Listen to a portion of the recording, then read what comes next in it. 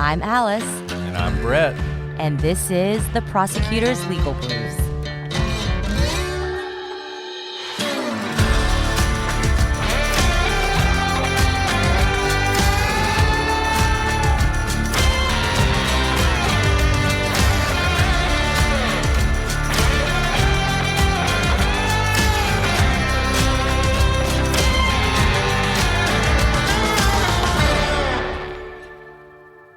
Welcome back, everyone, to the Prosecutor's Legal Briefs.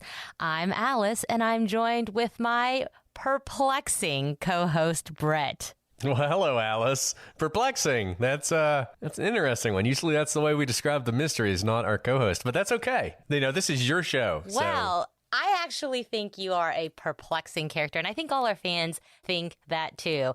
They just keep discovering, especially in our sea shanty episodes on the Prosecutors podcast, how you know everything about anything in any time period. You are a perplexing character. Well, thank you, Alice. I will take that as a compliment now that you put it that way. I have a lot of useless knowledge. Not a lot of knowledge about things that matter, but a lot of useless knowledge. Can't do math, but if you want to talk about really weird math problems, I can talk about those. It's like that. I just don't know what to tell you. I don't think it's weird at all, because one of the things that we try to do in both of our podcasts, and something we're going to try to do today, is to try and unwind these perplexing headlines that seem to raise alarm. Alarm about your constitutional rights being stripped, about kind of the complete just degradation of rule of law.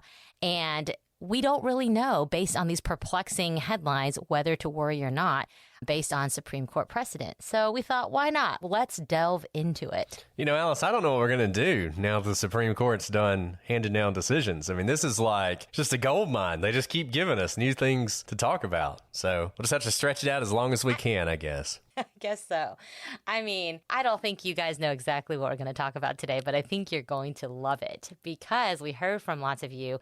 You know, the reason we've been talking about Supreme Court cases recently is those of you who may or may not follow the Supreme Court, they go kind of during the academic year. They hear arguments and opinions are handed down throughout the year, but as they tie up their term, they release the rest of their opinions for any arguments that were heard that particular term. The term starting in October, and it goes through June. So the end of June is historically when the rest of the Supreme Court opinions are released, anyone that wasn't released during the year. And so you kind of have some big opinions that come down all at once, and people are trying to understand what they mean. And it's kind of the spotlight is on the Supreme Court, especially in June, because of these kind of hot ticket item cases coming out. Right. And there's no question that some of you have heard about some of those opinions. Those are not the ones we're going to talk about today. Though the ones we're going to talk about today were opinions that were handed down that certain people on the internet, for reasons known only to themselves, decided to act like we're the end of the world. So we want to present to you sort of the scary false claim made about these decisions, and then we want to walk through what they actually did. Indeed. Let's do that, Brett. And people still don't know what we're talking about. It's not what you think, but maybe it is. So let's start with Egbert versus Bully. Now, here is the scary false claim that you may have seen in the media. The headline, and it was a grabber. It was on every single news channel I saw. It's that the Supreme Court just created a 100-mile zone on the border where Border Patrol agents can violate your constitutional rights, and there's nothing you can do about it. Sound the alarms. That sounds terrifying. And you may have even seen the map of this 100-mile zone, and it's kind of funny because all of Florida is in it because it's a coastal state.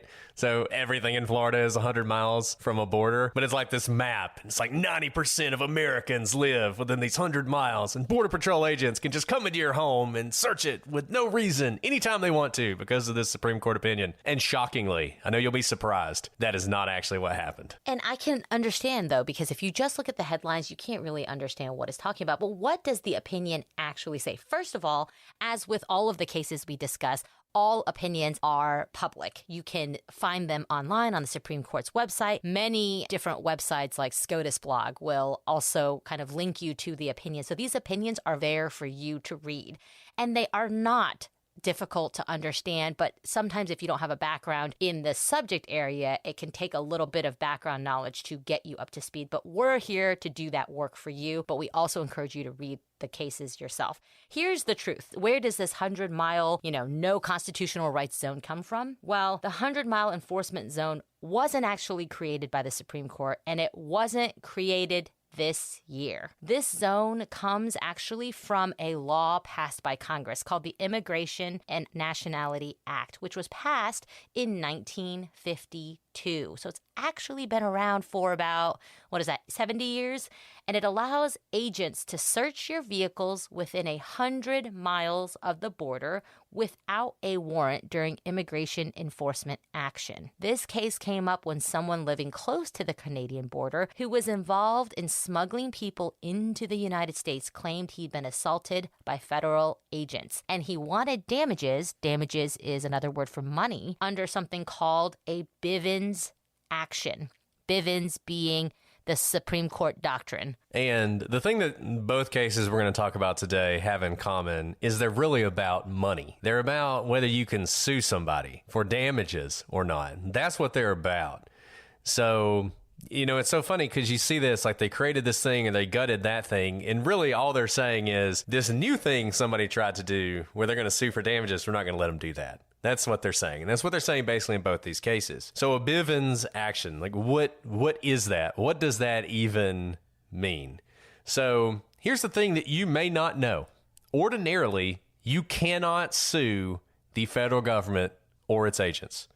They have something called sovereign immunity. So the sovereign, just traditionally, going back as long as there was law and there were courts of law, the sovereign could not be sued in its own court unless it allows it to happen. So, for instance, something like 42 U.S.C. 1983, you may have heard of a 1983 action, or you may not, but it allows, 1983, allows you to sue state officials who violate your constitutional rights. So, if the local sheriff's deputy beats you up in the jail, you may be able to sue him under 1983 for damages for violating your rights. But that doesn't apply to federal officials. So you have this federal law that Congress passed, the president signed, and it specifically doesn't apply to federal officials, federal law enforcement, for instance. So basically, if you want to sue the federal government in federal court, it has to say you can. Now, it has done that in limited circumstances under something called the Federal Torts Claim Act. And that act lays out specific circumstances in which you can sue the federal government. So, for instance, if you're driving down the road and a drunk postal carrier smashes into your car, the Federal Torts Claims Act may allow you to sue for damages, right? That would be a circumstance where you're suing the federal government for damages, but the federal government has said, we're going to allow you to do that. But the Federal Torts Claim Act, it doesn't cover something like this. So this person is saying this Border Patrol agent, while he was acting under the color of law, so he's doing his job, the job that he has, he's coming into this guy's house and saying, look, we think you've been smuggling people. This person who's suing says that he was assaulted, that he was beat up by this guy, and he wants to sue him. So it's much like that case I described where a sheriff's deputy beats you up and you want to sue him. Well, he can't do it under 1983, and he can't do it under the Federal Torts Claims Act. So back in 1971, the Supreme Court sort of looked at this problem and decided this is an issue. We need to carve out something that would allow you to vindicate your constitutional rights in a court. And they created something called a Bivens action. The case is like Bivens versus 6 unnamed agents of the federal government or something like that. And it allows people to sue federal officers if they violate their constitutional rights in certain very narrow circumstances. And that makes a lot of sense, right? A lot of you may be thinking, why can't citizens just sue the federal government? We can go through some of those reasons here, but as you can see, there are exceptions to it. Imagine that every single person had a separate claim against the government no matter how large or small, the federal government. First of all, it would be untenable for the federal government monetarily, financially to defend, and also logistically to be able to defend. It would be difficult to run a government that way because the nature of a government is that it governs others. It touches people's lives, right? Every time you drive on an interstate, you are touching something that has to do with the federal government. It's very difficult to move through the lives that we have in kind of civilized society without butting up against some government action. And you can imagine what that would mean if we have millions of people interacting with the government on a daily basis and the number of claims that could be brought if there were no sovereign immunity. And y'all know how people are. If people could sue the federal government, litigious. Wow, people would sue the federal government all the time. I mean, it would just be constant. You'd have to have an entirely different court system just to handle all of the lawsuits that people would file against the federal government. So sovereign immunity, it's one of those things that's just old as time. And people don't really even question it, why it exists. But there's some obvious, pretty good reasons why you want to have it. But the whole point here is, even with that general principle that you can't sue the federal government, there are court-made doctrines like Bivens, where the Supreme Court has recognized that there has to be recourse if constitutional violations are violated. And that's a high bar. Now, this was a weird thing to do, and everyone recognized it was somewhat strange for a court to create a cause of action when Congress had failed to do so. Really quick sidebar, we have 3 branches of government in the United States. The executive branch, the most notable person within that is the president of the United States. Then you have the legislative branch, which is made up of Congress, the Senate, and the House of Representatives. And then the third branch is the judicial branch. The legislative branch is the one that's supposed to do just that, legislate, because there are representatives from every state in Congress. And so it's supposed to be how democracy works. Causes of actions, anything in law that is created should be coming from the legislative branch. And typically the judicial branch, as our forefathers described it as the least dangerous branch, is supposed to just call, in the words of Chief Justice Roberts during his confirmation hearing, call balls and strikes. Right? Not create the game and not change the rules, but rather define what the law says as written in the Constitution or as passed by Congress. So that's why people recognize this was a strange thing for the judicial branch, which is not supposed to be creating law where Congress has failed to do so, actually does so in Bivens. But because of that, Bivens has been very limited. Essentially, the court has to authorize a new Bivens action anytime it's in a different context than previous Bivens actions. But basically, since they were first authorized, the court has slowly been restricting what falls under Bivens. The last 11 times the Supreme Court has been faced with a new Bivens action, they have rejected it. And it's pretty clear there will never be a new Bivens action created based on kind of this trend that we see at the Supreme Court. So when this new case came up before the court this term, the court, like the last 11 times it was asked to do so in creating a new action under Bivens, said no. Now, there was a dissent, and a dissent is someone who opposes what the majority of the court say. So the dissent is not binding law. It is someone who voted against the majority. They've lost, quote unquote, that particular action, and their opinion is not what governs our Supreme Court precedent, but they get to voice their dissent. And the dissent here wasn't talking about some fear that now 100 miles inland, there's no enforcement for our constitutional rights. It was about the deeper argument over whether Bivens actions should exist, and if so, why the court wasn't allowing new ones. So this is kind of a much deeper issue than just that gripping headline of the 100 miles where your constitutional rights are evaporated. And let me just say, it is almost never the case that a Supreme Court opinion is solely about whatever the headline-catching thing says. Even Dobbs, even the opinion that overturned Roe versus Wade, is not just about abortion. It's about other things as well. And this is a similar case. In a lot of ways, this is a really boring opinion. It kind of shocks me that people grabbed onto this, but I think they were able to spin this 100-mile thing, so they did. But this is really wonky, weird stuff. Bivens is a weird area of the law. It's very narrow. It's pretty clear that the 6 justices that you often think of as the conservative justices really don't agree with Bivens. They don't agree with the idea that the court can create a cause of action. And it kind of goes back to what Alice was saying. You can agree or disagree with this or not, but essentially, in our form of government, the court isn't supposed to do much creating. The court doesn't discover rights. It doesn't create causes of action. It calls balls and strikes. So the legislature passes the laws. The executive, it's not supposed to create things either, other than it does have to approve the laws that Congress creates. Congress is really the one that's supposed to be creating things. And then the executive executes on what Congress did. And then when there's a question about what Congress did or how the executive executed it, or whether or not it's consistent with the foundational law, in our case, the Constitution, that's when the Supreme Court and the other courts come in to call those quote-unquote balls and strikes, to say, well, here's what the Constitution says, here's what Congress did, here's how the executive acted, and this is where they got it right or wrong. I mean, that's kind of how it's supposed to work. Obviously, that's a simplistic way to look at it. It's a lot more complicated than that. But generally speaking, you just don't see the court saying, well, Congress should have created a cause of action here. They didn't, so we're going to create one. That is a pretty extreme thing to do. And I think even the court that did it recognized that. And that's why even that court put a lot of limitations on this. And you've just seen over the years that it's never really broadened out into this fulsome thing where people are suing under Bivens all the time. And I think the 3 justices who were in dissent are really worried that eventually Bivens is just going to go away altogether. And even the instances in which you can sue now are going to go away. And they see that as a real loss of the ability of people to vindicate their rights in court. So that's what they're worried about. They're not worried about the enforcement zone. And Brett, here's the thing.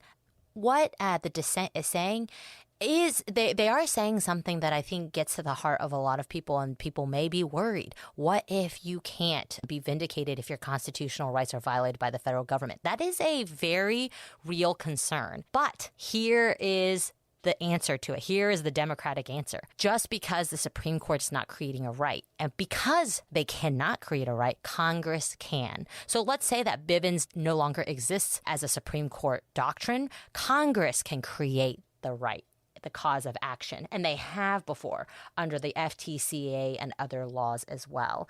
So just know that when people are kind of trying to sound the alarms that, this is the end of constitutional rights as we know it, no, the answer is that it can actually be fixed or changed by Congress. And it's not the case that there are no protections even now in this circumstance. So for that gentleman, for instance, imagine that what the headline said was true, and the agents can now just come into your home without any justification and search your home, even though the Immigration and Nationality Act specifically limits it to vehicles because vehicles are mobile. So let's say they did that. Well, number one, even if you couldn't sue them, any evidence they found would be excluded under the exclusionary rule because that would be an illegal search. Number two, the agents could be fired and disciplined by the agency if they were to do something like that. And number three, what Alice just said, if that's not enough and you see this happening, Congress can step in.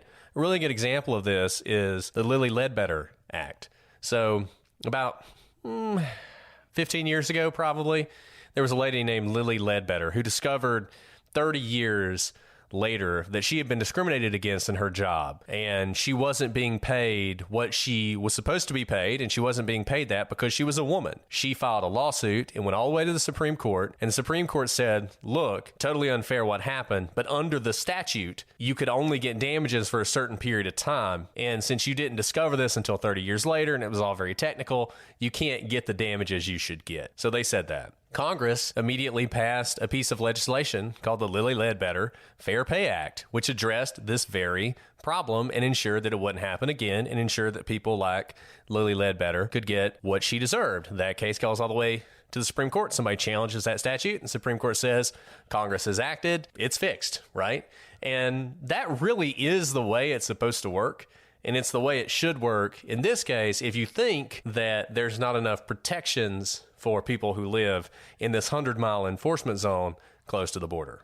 Okay, so let's move on to scary case number 2. The scary false claim that you almost certainly heard is that the Supreme Court has gutted Miranda. Now, we have talked about Miranda before on this show. We talked about how it came about. We talked about what it does. We talked about the case that created it. Well, this year, in a case called Vega versus Teco, the court was faced with an attempted lawsuit under 1983. So that statute we just talked about, 1983, which allows you to sue state officials for violating your constitutional rights. Someone attempted to sue under 1983 for violating Miranda. So Teco was accused of sexually assaulting a patient, and the police interviewed him and took a statement without reading him his Miranda rights. So they didn't do the whole "you have the right to remain silent" thing. They didn't do that. He then writes this statement where he admits to everything and apologizes to his patient. He is later tried for this. He's actually tried twice, and the statement was admitted into evidence. But bizarrely, and it's really unclear why this happened, he was acquitted despite the fact that he had a confession that he did this. He was acquitted. So rather than being thankful that although he clearly sexually assaulted someone, he was getting away with it, he decides to sue the police. He sues the police claiming that they violated his constitutional rights by not reading him his Miranda rights. Now, at the trial level, the court instructed the jury that they could only fine for Teco if his Fifth Amendment rights were violated, rejecting the plaintiff's request for a jury instruction that he could win based on the failure to give him his Miranda rights in the first place. So he kind of asked for, if I wasn't read my Miranda rights, then I should just win. And the court doesn't quite say that. Now, since the statement had come in as voluntary in the criminal trial, this basically decided the case and Teco lost.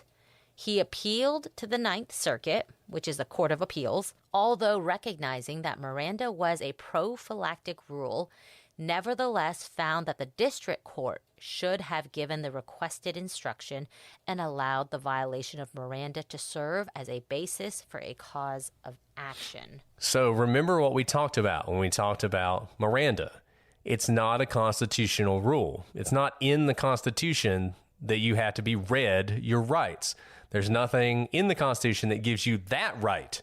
The right to have your rights read is not in the Constitution. And even the court in Miranda recognized this, and they called it a prophylactic rule. It's a rule to protect your constitutional rights. So you have a right to remain silent. So we're going to create a prophylactic rule. We're going to say, because you have that constitutional right, the police have to tell you about it. And if they don't, and your rights are violated, then any evidence can't be used against you. That's the enforcement. And here, Teco is saying, well, I want to be able to sue based on the prophylactic rule, even though 1983 is about violations of your constitutional rights. So, for instance, forcing you to speak. So different from not reading your rights, but, beating you until you talk, right? Something like that. That would be a violation of your Fifth Amendment rights. He wants to be able to sue for the violation of the prophylactic rule. And the Ninth Circuit says, yeah, it's a prophylactic rule, but it's kind of constitutional in nature, so we're going to let you sue under that, even though the district court said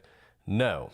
So at this point, the defendants, they sought to have the Ninth Circuit reconsider its decision en banc. En banc means that the entire court, or in the case of the Ninth Circuit, because it's so big, a portion of the entire court will hear the case again. So normally in an appeal, 3 judges hear your case. If it goes en banc, it might be 10 judges or 12 judges or however many judges make up the court. And that's the entire court sitting together deciding that case. But as is often the case, that request was denied. However, there were 7 judges of the Ninth Circuit who dissented from that denial. So they denied the en banc rehearing, but 7 judges said, we would have granted that hearing, and here's why. There's a judge on the Ninth Circuit named Judge Bumate who wrote for the dissenters.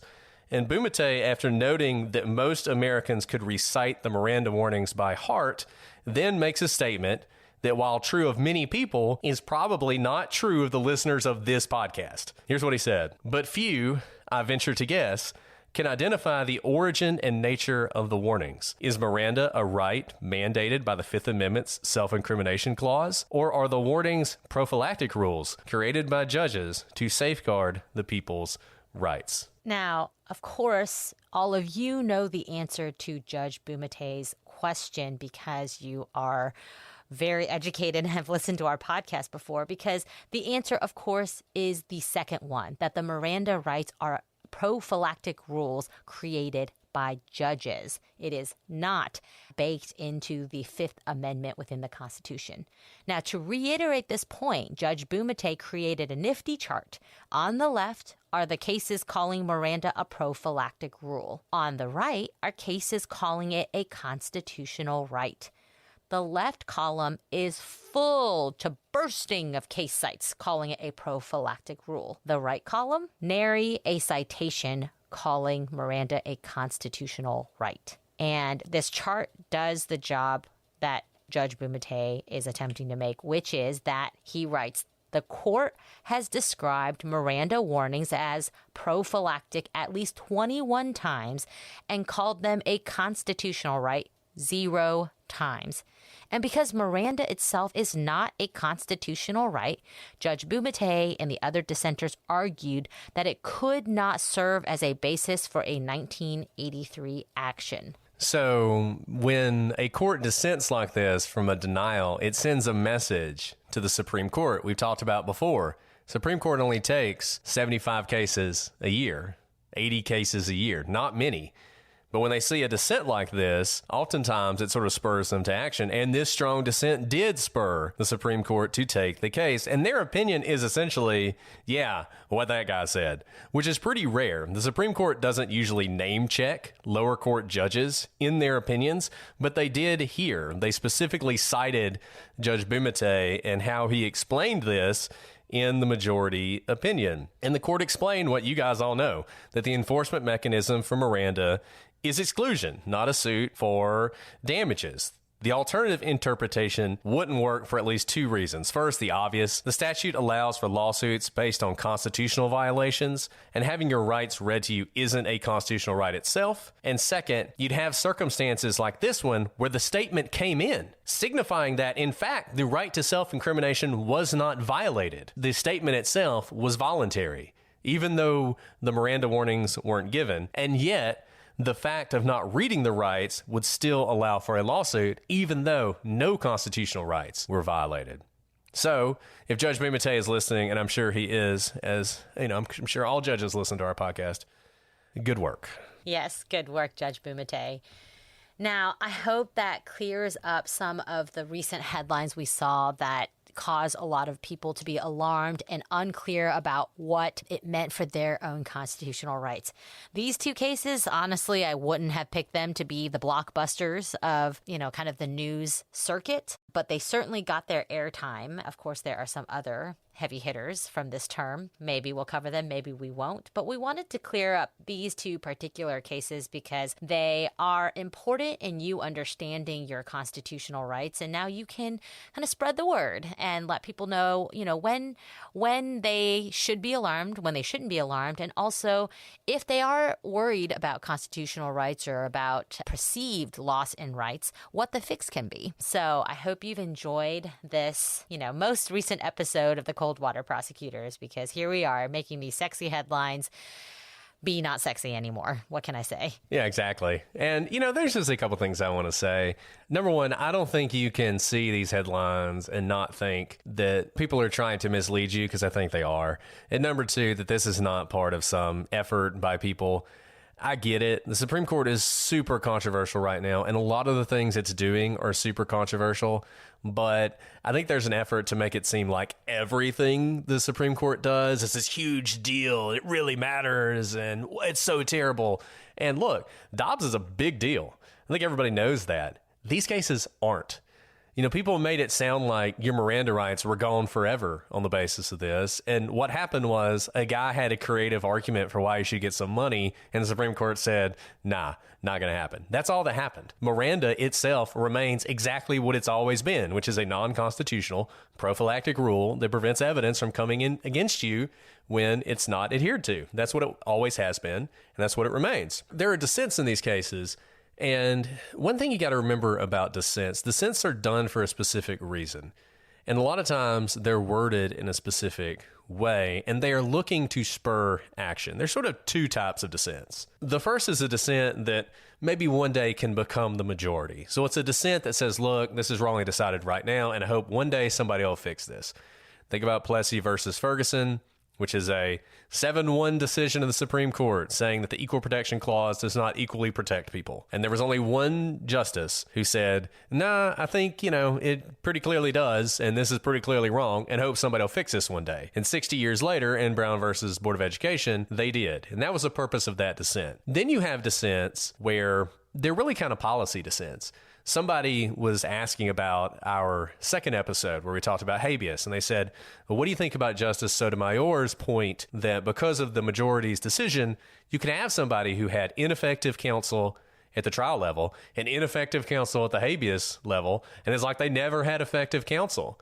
And the problem is that's a good policy argument, but according to the statute, that just doesn't give you any relief. But it signals to Congress in much the same way as the Lilly Ledbetter case did that, hey, maybe you should fix this. Maybe you should do something about this. Make sure that people do have effective counsel at least once when they're tried for something.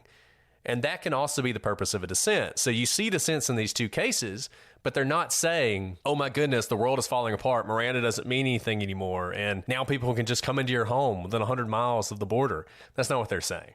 They're making other points. In the Miranda case, the dissent basically said in Dickerson, which we talked about before, well, the courts called it kind of constitutional, so maybe that should count, basically, was their point. And the Supreme Court said, no, that's not good enough. And it's just a different scenario from a case like, say, Dobbs, which is a very different kind of case, and the kind of case that, honestly, the Supreme Court might have 2 or 3 of those a year. Most of the cases the Supreme Court decides are on narrow questions, narrowly decided, usually pretty esoteric, and that should really only matter to, a few eggheads and lawyers who deal in these areas. But now you're seeing all of these news stories that are trying to make you scared and afraid that everything's falling apart, and it's just not true. Yeah, and I think that's helpful to know which ones to be kind of looking out for and recognizing the tidal wave of change. And also, it's just as important to recognize the ones that barely make a blip. Like we said in, the Egbert versus Bully case, 11 times before, the court had reached really the exact same decision, which was not creating a new Bivens action. And if you had followed kind of the Bivens jurisprudence, you could have predicted the outcome here. You never know exactly what the Supreme Court's going to do until they release their opinions, but you can see from kind of our discussion of it how it wasn't a surprise for those who have followed the Bivens discussion. And I'm sorry if you're one of those people who follows Bivens. I mean, wow. I would suggest finding another line. I'm not going to claim to be one of those. So we hope you've enjoyed this, and these were straight from your questions to our ears, and why we looked into it, read the opinions, and tried to distill it in easy to understand terms for you all. So keep writing us in, ask us, any questions you have. But I think what you can tell from most of these episodes is if a headline grabs your attention and it makes you scared because it has just like ground shaking effects on your life and constitutional rights, maybe dig a little bit deeper before taking at face value what is being reported. And so that's what we have for this time. Is there anything you'd like to add, Brett, before we sign off for the day? I don't think so. If you want to hear us talk about Dobbs, let us know. We can do a podcast on that one. I don't know. You're going to have to direct it at me and try to convince me. Perplexing Brett will talk about anything. Alice might need a little more convincing. But we love talking law talk with you guys. And Brett, it's a pleasure as always. So until next time, I'm Alice. And I'm Brett. And this is The Prosecutor's Legal Briefs.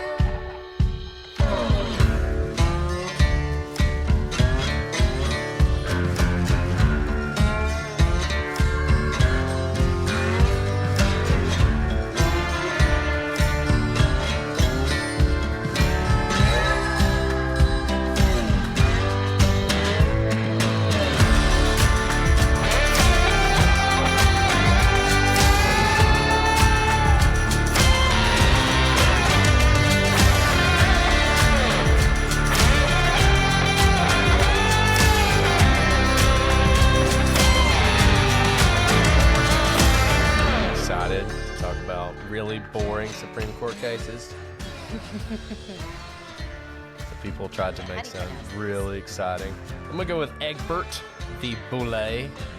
I don't know if it's actually Egbert. It could be Ebert. I like Egbert. Let's go with Egbert. I like Egbert. And then Vega v. Teco? I don't know. What do you think? Teco? Teco. All right. All right. Ready to rock and roll. Ready to roll and rock.